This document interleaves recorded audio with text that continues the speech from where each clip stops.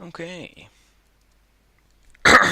Okay, hello everyone, and welcome to A World of Tanks doing the garage review of the T-34-85M.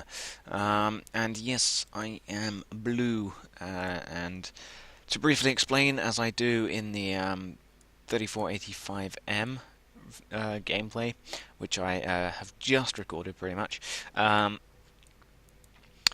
the reason for being blue is this tank right here. Not that one. This one. Because, yeah, the 50 caliber is very, very effective at dealing lots of damage very quickly to the rear of the same tank on your own team. So, yeah, that combined with accidental fire from somebody driving in front of my Panzer II meant that I became blue. And, yeah, so now I have to be extra careful or just not play for a while. So, yeah. But the garage review for this thing then, the T-34-85M. It is a Tier 6 premium medium tank, which is actually fairly good. It has got 720 hit points, which is pretty much the same as other Tier 5 medium tanks. It's slightly worse. You got 700 for the Skoda, which really is not very good at all. That's a box tank hit points. It is slightly less than the Cromwell B. I think it's slightly worse than the regular T-34-85 as well, but yeah, it weighs 32.53 tons with a maximum of 35, and I have got two equipment fit right now, so yeah, I could probably fit a third one, no problem. It does have a 500 horsepower engine, which allows it to go at 53 kilometers per hour, comparing that to the regular T-34-85, which I have yet to get. This is the top engine on the T-34-85, a 600 horsepower V54K engine, which means that the T-34-85 can go at where is the top speed? 54 kilometers per hour. I'm not too sure whether that is with the upgraded engine or not. I don't think it is. No, it's not, because it's still listing it as using the 76 here. However, so it may be slightly slower than the T-34-85, but it does have a 40 degrees per second hull traverse, which, comparing it once again to the regular T-34-85, let's actually bring up all of these things. 38 degrees per second compared to the T-34-85, which means that the 34-85M has got a slightly better hull traverse, which is going to be useful for when you're circle strafing other tanks. So yeah, there's that, and I think the turret is all the only other thing that we need. So yes, leave them over there for now. The hull armor. Well, actually, no. Let's first do the turret armor. The turret armor is 90, 75, 52, which is exactly the same as the T-34-85 extended, which has exactly the same properties as the regular as the turret before. However, I think it has slightly better view range and traverse speed. Not too sure. But yes, comparing it to the regular comparing it to the 34-85M turret, same traverse speed, same view range almost. It has 10 meters better view range. Does it weigh more? Does it weigh more? Not too sure. Let me move these things. Here it is. It does indeed weigh slightly more, 800 kilograms more. So yes, they are pretty much using exactly the same turrets. Now for the armor on the hull is 45 at the front, at the side and rear. Sorry. However, the main difference to the regular 34-85 is the frontal hull, which is 75 whole millimeters thick at a very decent sloping at the front of the 34-85M, which allows you to surprise people with the actual armor thickness of the 34-85M, because Unlike the regular 34-85, which has only got the same 45mm frontal sloping of the T-34, this has got a lot more hull armour, and it is still sloping up at that same angle, which means that you will catch people by surprise at how thick this armour is and how their shots will actually bounce off of the frontal hull, even if you're pointing directly at them. Obviously, with angling, it will become even more effective. But yeah, the frontal hull armor really is going to catch out people, and that is the big thing for this tank, which is that it has very, very good frontal hull armor, which surprises people because it's only a 34-85. But yeah, so the frontal hull is the very good thing about this tank. Now, moving on to the guns. The gun that the 34-85M uses is the 85mm ZIS S53, and let us ignore the 34-85's top gun for now and actually bring up the same gun on the 34-85 standard. Here it is. So, here is the regular gun on the 34-85 compared to the 34-85M. They are both 85mm guns. They both have an 11.54 rounds per minute rate of fire. They both have got 126 average penetration. They both have got 167 millimeters of penetration with premium ammo, which is APCR. Then they both have got 43 millimeters of penetration with high explosive. Both of them do 160 average damage to 80 with high explosive. They both have got .42 Russian accuracy. However, the 34-85's gun is slightly worse at aiming with 2.9 compared to 2.5 seconds, and they both weigh exactly the same. So the penetration really is not very good at all. That is tier 5 medium tank penetration, not tier 6 medium tank penetration. So yeah, the gun is pretty poor, really. And this tank does not have premium matchmaking. It was released after Wargaming decided to stop with premium matchmaking for some reason. So yeah, comparing this gun now to the top gun on the 34-85, they are still both 85mm caliber gun. The 34-85's D5T-85BM gun has got a slightly worse rate of fire of 10 rounds per minute. However, it has got much better penetration with 144 compared to the 126, better penetration with APCR, which is 194, and one better millimeter of penetration with high explosive.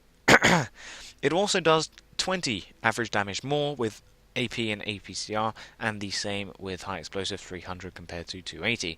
It is much more accurate, 0.37, and also aims well, not considerably, but slightly faster of 2.3 seconds, which is alright, that is decent. And because of these better things, it also weighs slightly more.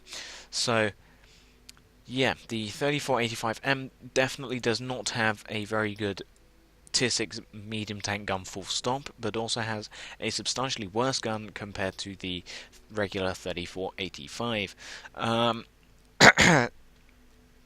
Now, gone over the turret traverse, also the view range is alright. 350 meters view range is fairly standard Tier 6 view range, and the signal range really is not particularly good, 525 meters signal range.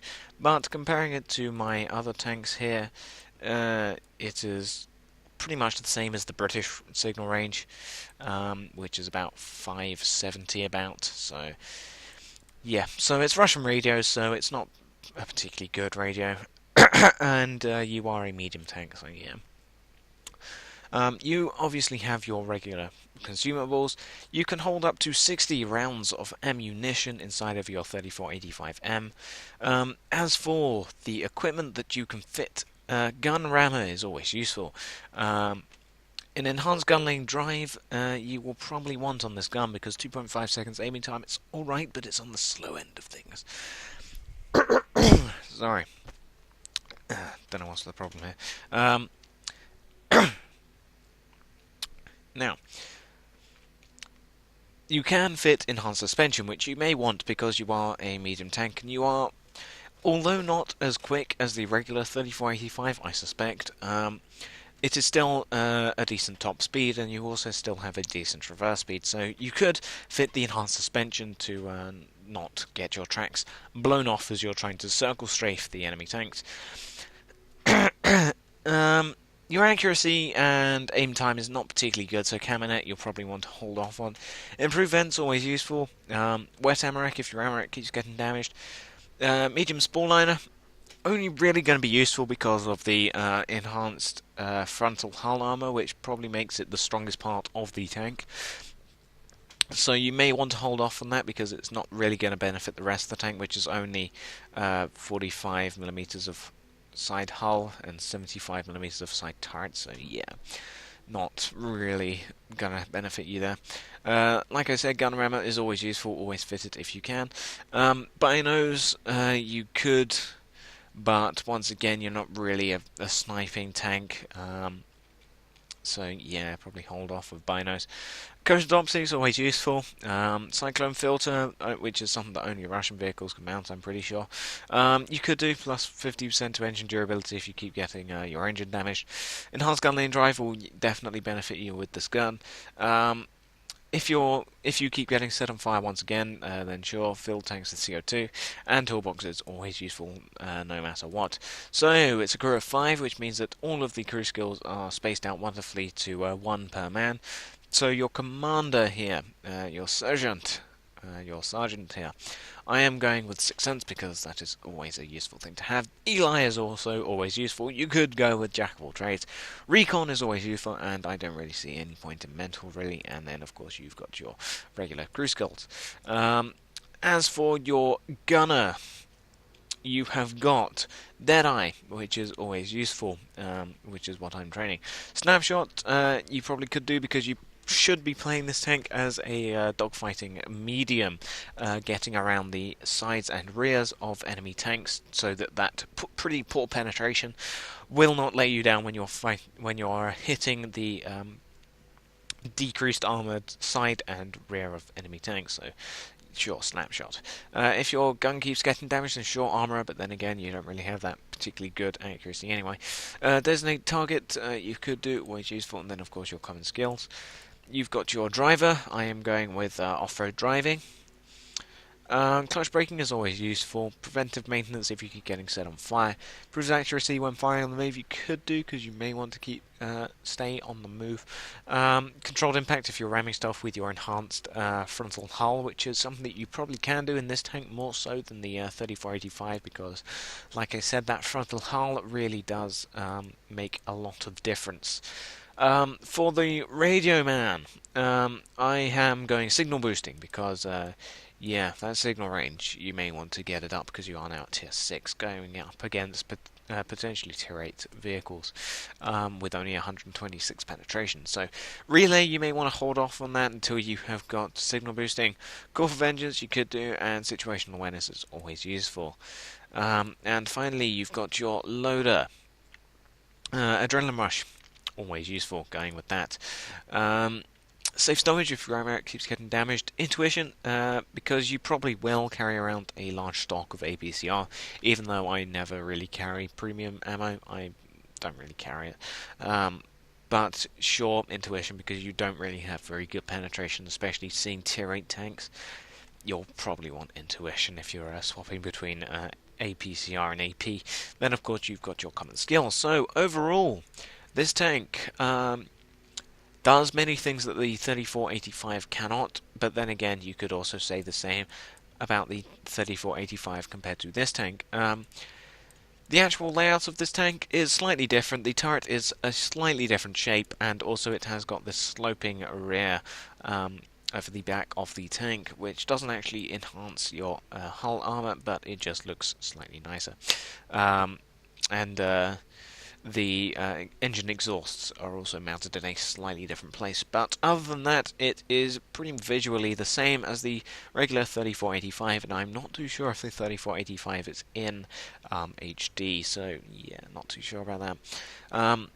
But the main selling point of this tank is the bolstered frontal armour of 75mm, which really does make all the difference and catch out a lot of people because they don't expect it, which means that you can bounce shots as you rush towards the enemies and then circle strafe them with your pretty good top speed of 53 and your traverse speed of 40 and your turret traverse speed of 46. So yeah, probably play this tank as a dogfighting medium, going up against the sides and rears of tanks if you can, because the fairly poor penetration on this 85mm gun.